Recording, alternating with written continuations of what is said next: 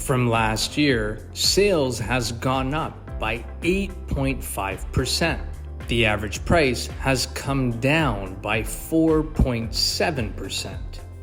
For Mississauga, the number of sales was 500 units. The average price, $969,501. The average selling price versus list price was 97%, and the average days on market was 33 days. For Brampton, the number of sales was 442 units. The average price, $928,542. The average selling price versus list price was 98%, and the average days on market was 29 days. For Oakville, the number of sales was 196 units. The average price, $1,399,948. The average selling price versus list price was 96%, and the average days on market was 37 days. For Milton, the number of sales was 132 units. The average price,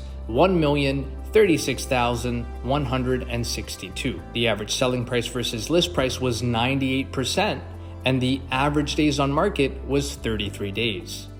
For Burlington, the number of sales was 197 units. The average price, $1,063,970.